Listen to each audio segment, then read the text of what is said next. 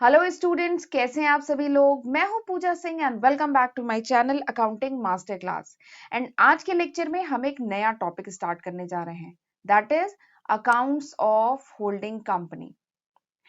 काफी डिमांड आ रही थी इस टॉपिक की, इसीलिए मैंने सोचा कि पहले मैं ये topic accounts of holding company और एक और टॉपिक है एमलमेशन एंड एब्जॉर्प्शन ऑफ कंपनी, ये जो दो टॉपिक है ये मैं पहले कराऊंगी।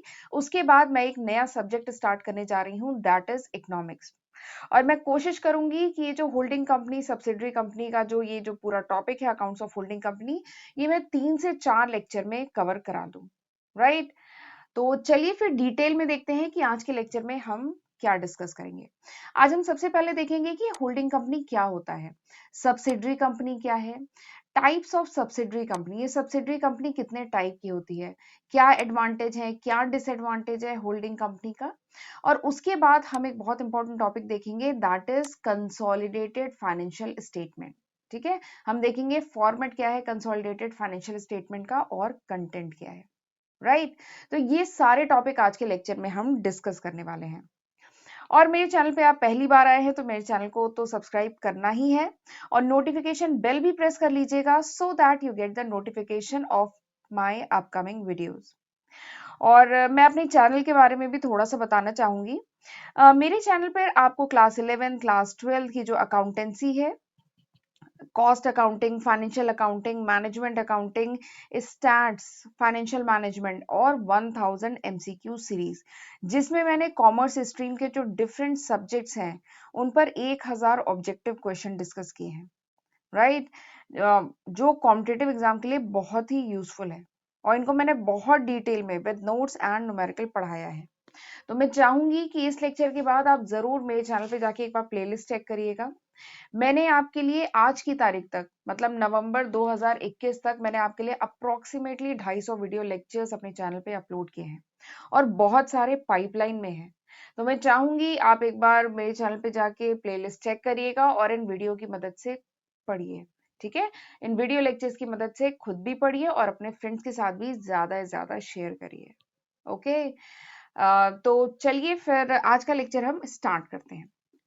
होल्डिंग कंपनी, वैसे सबसे पहले तो मैं बता देती हूँ, ये जो होल्डिंग कंपनी और सब्सिडरी कंपनी या जो अकाउंट्स ऑफ होल्डिंग कंपनी का ये जो पूरा टॉपिक है, this is one of the very easy and interesting topic. ये बहुत इजी है, इसके मैं आपको बताऊंगी क्वेश्चंस जो होते हैं बहुत इजी, इसके जो न्यूमेरिकल है वो बहुत इजी होते हैं। ठीक है, ये पूरा ही कॉन्सेप्ट बहुत इजी है, पर बच्चों को थोड़ा सा इसमें डाउट होता है। तो मैं एक चीज तो आपको गारंटी कर सकती हूँ कि अगर जो अभी मैं 3-4 वीडियोस अभी होल्डिंग कंपनी पे अपलोड करूंगी, अगर आप उन्हें ध्यान से समझने की कोशिश करेंगे तो 100% गारंटी है आप बहुत आसानी से समझ जाएंगे। ठीक है, बट आपको पेशेंस के साथ सिस्टमैटिक वे में मेरे साथ पढ़ना है। ठीक, तो चलिए शुरू करते हैं। होल्डिंग कंपनी, देखिए नाम से ही समझ में आ रहा है, होल्डिंग कंपनी यानी वो company which is holding some other company, which is controlling some other company. देखिए नाम क्या है, होल्डिंग। होल्डिंग मतलब होल्ड करना, कंट्रोल करना। तो holding company is that company which controls another company. Holding company वो कंपनी है, ठीक है। होल्डिंग कंपनी को जनरली एच लिमिटेड कंपनी ऐसे करके रिप्रेजेंट किया जाएगा इस चैप्टर में। ठीक है, तो होल्डिंग कंपनी क्या है, होल्डिंग कंपनी वो कंपनी है which controls, which holds the majority of shares of some other company. ठीक है, होल्डिंग कंपनी वो कंपनी है जो मेजॉरिटी ऑफ शेयर होल्ड करती है, वो शेयर जिनका वोटिंग राइट होता है। ठीक है, मेजॉरिटी ऑफ शेयर होल्ड करती है some other company is called holding company. ठीक है, या फिर एक और तरीका है कि होल्डिंग कंपनी वो कंपनी है which controls another company by, कैसे, by controlling the composition of board of director. जो सब्सिडरी कंपनी, जो दूसरी कंपनी है, ठीक है, इसको कहेंगे इसको कहते हैं सब्सिडरी कंपनी। तो सब्सिडरी कंपनी के या तो majority of share holding company के पास हो, तब कहते हैं इसे होल्डिंग कंपनी, या सब्सिडरी कंपनी के जो बोर्ड ऑफ डायरेक्टर्स हैं, ठीक है, उनका जो कंपोजिशन है वो अगर होल्डिंग कंपनी कंट्रोल करे, तब हम इसको कहते हैं होल्डिंग कंपनी। ठीक है, तो होल्डिंग कंपनी की दो कंडीशन है। तो होल्डिंग कंपनी क्या है, वो company which controls another company. Holding company वो कंपनी है जो दूसरी कंपनी को कंट्रोल करे, उसे कहते हैं होल्डिंग कंपनी। और कैसे कंट्रोल करती है, दो तरीके हैं। पहला क्या है, bye controlling the majority of shares carrying voting right, यानी पहला क्या है, शेयर्स होल्ड करे। अगर होल्डिंग कंपनी सब्सिडरी कंपनी के शेयर्स को कंट्रोल करे, शेयर को होल्ड करे, तब वो होल्डिंग कंपनी बनती है। या फिर दूसरा तरीका क्या है, bye controlling the composition of board of director of subsidiary company. ये जो सब्सिडरी कंपनी है इसके जो बोर्ड ऑफ डायरेक्टर्स हैं उनको, उनका जो कंपोजिशन है उनको कंट्रोल करे। तो ऐसी कंपनी को हम क्या कहते हैं, होल्डिंग कंपनी। ठीक है। और होल्डिंग कंपनी को ये राइट कैसे मिलता है, शेयर जो है, शेयर्स पे राइट कैसे मिलता है, होल्डिंग कंपनी उनके शेयर परचेज करती है। होल्डिंग कंपनी सब्सिडरी कंपनी के मोर देन हाफ यानी 50% से ज्यादा शेयर जब परचेज करती है सब्सिडरी कंपनी की, तो वो बन जाती है होल्डिंग कंपनी। ठीक। और होल्डिंग कंपनी जिस कंपनी के शेयर एक्वायर करती है उसको हम क्या कहते हैं, उसको हम कहते हैं सब्सिडरी कंपनी। अभी मैंने वर्ड यूज किया ना, एस लिमिटेड कंपनी। अच्छा, इस चैप्टर में होल्डिंग कंपनी को एच लिमिटेड कंपनी से रिप्रेजेंट किया जाएगा और सब्सिडरी कंपनी को एस लिमिटेड कंपनी से। ठीक है। होल्डिंग कंपनी जो कंपनी दूसरी कंपनी के शेयर, मेजॉरिटी ऑफ शेयर को होल्ड करे, वो होल्डिंग कंपनी। सब्सिडरी कंपनी यानी वो कंपनी जिसके majority of share is hold by some other company, वो कंपनी जिसके मेजॉरिटी ऑफ शेयर किसी और कंपनी के पास है उसे कहेंगे सब्सिडरी कंपनी। ठीक। अब मुझे लगता है कि आपको समझ में आ गया holding company and subsidiary company का कॉन्सेप्ट। और ये जो होल्डिंग कंपनी और सब्सिडरी कंपनी का जो कॉन्सेप्ट है ना, ऐसा नहीं होता कि होल्डिंग कंपनी ने अगर सब्सिडरी कंपनी के मेजॉरिटी ऑफ शेयर एक्वायर कर लिए तो अब होल्डिंग कंपनी खत्म, सॉरी, ये जो सब्सिडरी कंपनी है ये अब खत्म हो गई, लिक्विडेट हो जाएगी, ये अपने जो भी बिजनेसेस को स्टॉप कर लेगी, ऐसा कुछ नहीं होता है। ये जो सब्सिडरी कंपनी है, भले ही इसके majority of share holding company के पास चले गए, but it runs it's usual business. जो भी इसका यूजुअल बिजनेस है, जो भी उसका वो बिजनेस कैरी ऑन कर रही थी, वो as it is carry on करती रहेगी, उसमें कोई चेंज नहीं आएगा। ठीक है। ये सब्सिडरी कंपनी कोई लिक्विडेट नहीं हो जाएगी, नॉर्मल अपना बिजनेस रन करती रहेगी। ठीक है। तो this is subsidiary company and holding company. फिर अभी मैंने बताया था अ company can become a holding company. कोई भी कंपनी होल्डिंग कंपनी कैसे बन सकती है, तो तीन तरीके हैं। They are three ways by which a company can become holding company. कौन कौन से तीन तरीके हैं? पहला क्या है, मैंने बताया था bye controlling the composition of board of director of subsidiary company. ये जो दूसरी कंपनी है, सब्सिडरी कंपनी है, उसके जो बोर्ड ऑफ डायरेक्टर्स हैं, ठीक है, composition of board of director है, उनको कंट्रोल करके एक कंपनी होल्डिंग कंपनी बन सकती है। ठीक है। ये जो बड़ी कंपनी है, इसने दूसरी कंपनी के जो बोर्ड, इसके जो बोर्ड ऑफ डायरेक्टर है, ठीक है, अगर ये एच लिमिटेड कंपनी है, ये एस लिमिटेड कंपनी है, तो इस कंपनी ने इसके मेजॉरिटी या जो कंपोजिशन है बोर्ड ऑफ डायरेक्टर का, उसको कंट्रोल कर लिया। तो ये पहला तरीका है होल्डिंग कंपनी बनने का। दूसरा तरीका क्या है, मेजॉरिटी ऑफ शेयर यानी मोर देन 50% शेयर को एक्वायर कर ले। ठीक है। By holding 50% of voting power या equity share in another company. तो ये दूसरा तरीका है। फिर अब आपको कुछ बुकों में थर्ड वे भी मिलेगा, ये तीसरा तरीका कुछ बुकों में मिलेगा, बट मेन यही फर्स्ट और सेकंड वे है। पहला और दूसरा ये जो है, यही दो मेन तरीके हैं, बट कुछ बुक्स में आपको ये थर्ड वे भी मिल जाएगा, इसलिए मैंने लिखा है। तीसरा तरीका क्या है, by controlling a holding company which control another subsidiary company. यानी अगर कोई कंपनी दूसरी होल्डिंग कंपनी को कंट्रोल कर रही है, ठीक है, अगर कोई कंपनी दूसरी होल्डिंग कंपनी को कंट्रोल कर रही है, जिस होल्डिंग कंपनी के अंडर में पहले से कोई सब्सिडरी कंपनी है, तो उस केस में भी this company become holding company. ठीक है। तो ये तीन तरीके हैं मेन, इसमें फर्स्ट और सेकंड ये मेन तरीका है, और ये थर्ड भी कुछ बुक्स में दिया है, इसलिए मैंने यहाँ पर डिस्कस किया है। ठीक है। तो ये तीन तरीके हैं जिन तरीकों से company can become holding company, right. चलिए अब आगे देखते हैं कि टाइप्स ऑफ सब्सिडरी कंपनी। ये जो सब्सिडरी कंपनी है कितने टाइप की होती है, तो सब्सिडरी कंपनी दो टाइप की होती है। एक होती है wholly own subsidiary company. Wholly own subsidiary company यानी वो सब्सिडरी कंपनी जिसके पूरे 100% shares, 100% share with voting right is owned by some other company. यानी वो कंपनी जिसके पूरे 100% शेयर दूसरी कंपनी के पास है, उसे कहेंगे होली ओन सब्सिडरी कंपनी। ठीक है। दूसरा क्या है, पार्शली ओन सब्सिडरी कंपनी। तो पार्शली ओन सब्सिडरी कंपनी वो कंपनी जिसके more than 50% share and less than 100% share. ठीक है। पार्शली ओन सब्सिडरी कंपनी यानी जिसके more than 50% share and less than 100% share is owned by some other company is called partially own subsidiary company. ठीक है। जिसके 50% से ज्यादा लेकिन 100% से कम शेयर दूसरी कंपनी के पास है, उसे कहेंगे पार्शली ओन्ड सब्सिडरी कंपनी। ठीक। अब पार्शली ओन्ड सब्सिडरी कंपनी में क्या हुआ होगा कि मेजॉरिटी ऑफ शेयर होल्डर जो है उन्होंने तो अपने शेयर बेच दिए होल्डिंग कंपनी को, लेकिन कुछ शेयर होल्डर जो है उन्होंने क्या किया, होल्डिंग कंपनी को अपने शेयर नहीं बेचे। ठीक है, तो वो जो शेयर होल्डर्स हैं, जो थोड़े शेयर होल्डर्स हैं जिन्होंने अपने शेयर्स होल्डिंग कंपनी को नहीं बेचे, उन्हें क्या कहेंगे, माइनॉरिटी शेयर होल्डर। ठीक है, उन्हें क्या कहेंगे, माइनॉरिटी शेयर होल्डर। और उनका जो शेयर ऑफ इंटरेस्ट होगा in the asset of subsidiary company के एसेट्स में जो उनका जो हिस्सा होगा, that is called minority interest. इसको माइनॉरिटी इंटरेस्ट कहते हैं। ठीक है, तो ये भी एक इंपॉर्टेंट टर्मिनोलॉजी है जो आपको ध्यान में रखना है, क्योंकि आगे हम लोग न्यूमेरिकल करेंगे तो उसमें ये यूज होगा। चलिए ये एग्जांपल बताती हूँ। सपोज करिए होल्डिंग कंपनी है, होल्डिंग कंपनी है, ठीक है, ये होल्डिंग कंपनी है, इसने सब्सिडरी कंपनी के पूरे शेयर नहीं खरीदे। अगर पूरे 100% शेयर खरीदे तो वो बन जाएगी, वो सब्सिडरी कंपनी क्या होगी, wholly owned subsidiary company. But अगर होल्डिंग कंपनी ने केवल 80% शेयर खरीदे सब्सिडरी कंपनी के, ठीक है, 80% शेयर खरीदे, तब 80% सब्सिडरी कंपनी के 80% शेयर तो होल्डिंग कंपनी के पास है, ठीक है, लेकिन 20% शेयर किसके पास है, माइनॉरिटी शेयर होल्डर के पास है। ठीक है, 20% शेयर किसके पास है, माइनॉरिटी शेयर होल्डर के पास है। और जो माइनॉरिटी शेयर होल्डर के पास जो हिस्सेदारी है सब्सिडरी कंपनी के एसेट्स में, जो उनका शेयर है, that is called minority interest. इसी को कहा जाता है माइनॉरिटी इंटरेस्ट। ठीक, ये बात समझ में आई।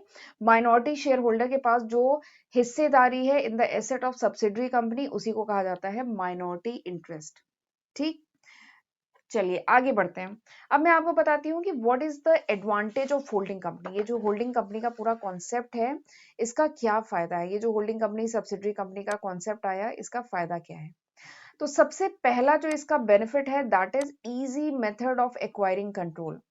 अगर एक कंपनी दूसरी कंपनी के ऊपर, ठीक है, एक कंपनी दूसरी कंपनी के ऊपर अगर होल्ड करना चाहती है, ठीक है, कंट्रोल करना चाहती है, तो it is an easy way.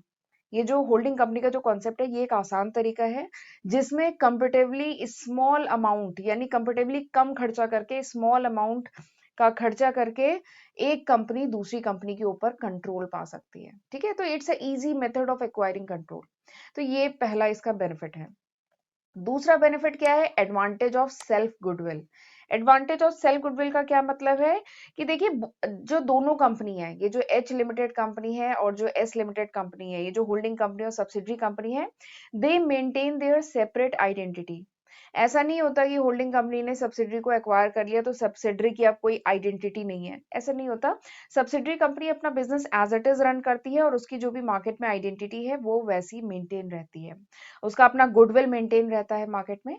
तो वही है एडवांटेज ऑफ सेल्फ गुडविल, यानी होल्डिंग कंपनी और सब्सिडरी कंपनी दोनों का जो गुडविल है मार्केट में, जो रेपुटेशन है मार्केट में, और जो भी सेपरेट आइडेंटिटी है, वो एज इट इज मेंटेन रहती है। ठीक है, तो ये दूसरा इसका एडवांटेज है।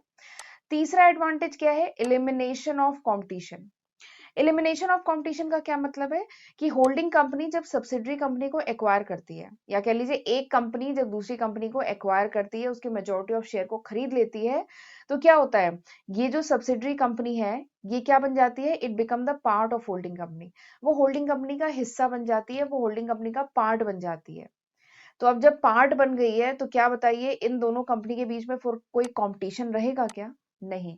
अब ये कंपनी सब्सिडरी कंपनी इसका पार्ट हो गई है ना, तो अब दोनों के बीच में जो भी कंपटीशन था, दैट बिकम एलिमिनेट, वो खत्म हो जाता है, दोनों के बीच में अब कोई कंपटीशन नहीं है, दोनों एक ही ग्रुप का पार्ट है।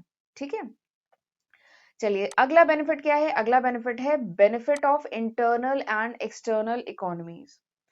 होल्डिंग कंपनी सब्सिडरी कंपनी का जो कॉन्सेप्ट है, इसका अगला बेनिफिट है benefit of internal and external economy. इसका क्या मतलब है कि अब दोनों कंपनी, जो holding company and subsidiary company है, अब दोनों कंपनी एक दूसरे के जो भी टेक्निकल नो हाउस है, जो भी फाइनेंशियल रिसोर्सेज है, वो क्या है, यूज कर सकती हैं। ठीक है, तो इससे इंटरनल एंड एक्सटर्नल इकोनॉमीज का बेनिफिट उठा सकती है। ठीक है, क्योंकि अब दोनों कंपनी एक ही हो गई है, दोनों कंपनी, जो सब्सिडरी कंपनी है वो अब होल्डिंग कंपनी का पार्ट हो गई है। ठीक है, नेक्स्ट जो एडवांटेज है, that is other benefit. Other benefit क्या है कि जो अब होल्डिंग कंपनी सब्सिडरी कंपनी से रॉ मटेरियल या अगर कोई भी रिक्वायरमेंट है वो ले सकती है। सब्सिडरी कंपनी होल्डिंग कंपनी के रिसोर्सेज यूज कर सकती है। दोनों का अब एक एश्योर्ड मार्केट हो गया है। दोनों को अगर रिसोर्सेज की जरूरत पड़ती है तो they can pool their resources, वो अपने रिसोर्सेज को पूल कर सकते हैं, अपने एक दूसरे के रिसोर्सेज को यूज कर सकते हैं। ठीक है, और अब उनका मार्केट में गुडविल क्या है, और ज्यादा बढ़ गया है, क्योंकि अब ये कंपनी, अब जो सब्सिडरी कंपनी है अब वो होल्डिंग कंपनी का पार्ट हो गई है। तो अब इन दोनों कंपनी का जो मार्केट में गुडविल है वो और ज्यादा बढ़ जाता है। ठीक है, क्रेडिट वर्दीनेस जो दोनों कंपनी की है वो और ज्यादा बढ़ जाती है। तो ये कुछ इन दोनों के फायदे हैं, ये फायदे हैं holding company and subsidiary company के कॉन्सेप्ट का। ठीक, चलिए आगे बढ़ते हैं। अब कुछ नुकसान भी है, कुछ डिसएडवांटेज भी है। ठीक है, सबसे पहला जो डिसएडवांटेज है that is fraud in inter company transaction. Fraud in inter company transaction. Inter company transaction यानी अगर होल्डिंग कंपनी और सब्सिडरी कंपनी आपस में कुछ ट्रांजेक्शन करती हैं, कुछ रॉ मटेरियल या कोई भी दूसरा ट्रांजेक्शन करती हैं, आपस में लेन देन करती हैं, तो there is a chances of fraud, fraud के चांसेस हैं। होल्डिंग कंपनी की रिक्वायरमेंट को सूट करने के हिसाब से जो भी रिसोर्सेज हैं उनकी प्राइस को अनड्यूली हाई या लो किया जा सकता है, तो there is a chances of fraud. ठीक, दूसरा जो डिसएडवांटेज है that is fear of operation of the minority share holder. जो माइनॉरिटी शेयर होल्डर हैं, ठीक है, जिनके पास सब्सिडरी कंपनी के थोड़े से शेयर्स हैं, स्मॉल परसेंटेज ऑफ शेयर हैं, तो ऐसे चांसेस हैं कि उनका जो भी इंटरेस्ट है उसको सप्रेस किया जा सकता है। ठीक है, उन्हें दबाया जा सकता है। क्यों? क्योंकि देखिए सब्सिडरी कंपनी जो है बेसिकली कौन मैनेज कर रहा है, होल्डिंग कंपनी मैनेज कर रही है। तो होल्डिंग कंपनी अपने हिसाब से मैनेज करेगी, ऐसी पॉलिसीज बनाएगी जो होल्डिंग कंपनी को सूट करे। ठीक है, तो देयर इज अ चांसेस कि जो माइनॉरिटी शेयर होल्डर है उनको सप्रेस किया जाए, ठीक है, उनके फेवर में काम ना हो। ठीक है, तो this is the second disadvantage. तीसरा जो डिसएडवांटेज है that is force appointment of director. इसका क्या मतलब है कि जो सब्सिडरी कंपनी है, ये मतलब यहाँ पे सब्सिडरी कंपनी में फोर्स अपॉइंटमेंट हो सकता है एक ऐसे पर्सन का एज अ डायरेक्टर जो हो होल्डिंग कंपनी के अकॉर्डिंग, मतलब होल्डिंग कंपनी अपने किसी पर्सन को सब्सिडरी कंपनी में एज अ डायरेक्टर और एट अ वेरी हाई रिमनरेशन, बहुत हाई रिमनरेशन पे अपॉइंट कर सकती है। ठीक है, तो फोर्स अपॉइंटमेंट भी हो सकता है सब्सिडरी कंपनी में, क्योंकि अब होल्डिंग कंपनी, क्योंकि उसके पास मेजॉरिटी ऑफ शेयर्स हैं, तो अब होल्डिंग कंपनी अपने हिसाब से सब्सिडरी कंपनी में डायरेक्टर अपॉइंट कर सकती है, तो ऐसे भी चांसेस हैं, तो ये एक डिसएडवांटेज है। अगला क्या है, फियर ऑफ मिसमैनेजमेंट। अगर सपोज करिए कोई ऐसी कंपनी है, ठीक है, होल्डिंग कंपनी कोई ऐसी कंपनी है जिसके अंडर में बहुत सारी सब्सिडरी कंपनी है, होता है ऐसा, जो बड़ी बड़ी कंपनीज होती हैं उनके अंडर में बहुत सारी सब्सिडरी कंपनी होती है। ठीक है, तो there is a chances of mismanagement, यहाँ पे मिसमैनेजमेंट के चांसेस हैं, क्योंकि देखिए किसी भी कंपनी की जो एबिलिटी होती है, जो मैनेजरियल एबिलिटी है वो तो लिमिटेड है ना। बहुत ज्यादा अगर सब्सिडरी कंपनी अपने अंडर में किसी होल्डिंग कंपनी ने कर लिया तो देयर इज अ चांसेस कि मिसमैनेजमेंट हो। ठीक है, होल्डिंग कंपनी इन सारी कंपनियों को मैनेज ना कर पाए, तो इसके भी चांसेस हैं। तो these are the few disadvantage of holding company, ये कुछ डिसएडवांटेज है होल्डिंग कंपनी के। ठीक है, चलिए आगे बढ़ते हैं। अब जरा मेन टॉपिक पे आते हैं that is consolidated financial statement.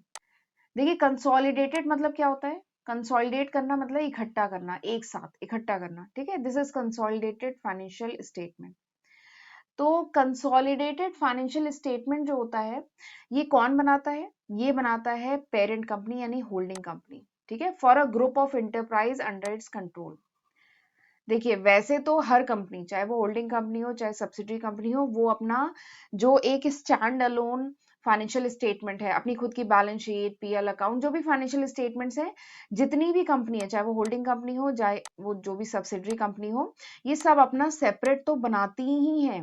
लेकिन होल्डिंग कंपनी जो पेरेंट कंपनी है उसे एक कंसोलिडेटेड फाइनेंशियल स्टेटमेंट बनाना होता है।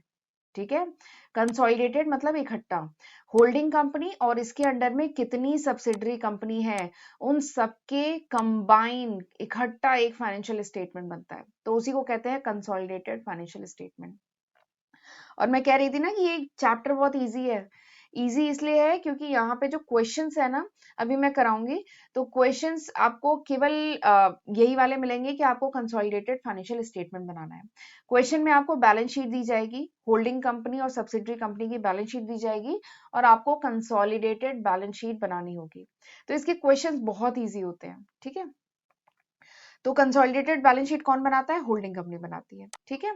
अब ये क्यों बनाती है? ताकि प्रेजेंट कर सके, होल्डिंग कंपनी प्रेजेंट कर सके financial information about the parent company and subsidiary company as a single entity, ठीक है। ये जो financial statement, consolidated financial statement बनता है, इसका पर्पस क्या है? इसका पर्पस है कि होल्डिंग कंपनी प्रेजेंट कर सके इकट्ठा, एक combine as a single entity जितने फाइनेंशियल रिसोर्सेज हैं होल्डिंग कंपनी के पास और जितनी भी सब्सिडरी कंपनी के पास है, उनको इकट्ठा एज अ सिंगल एंटिटी।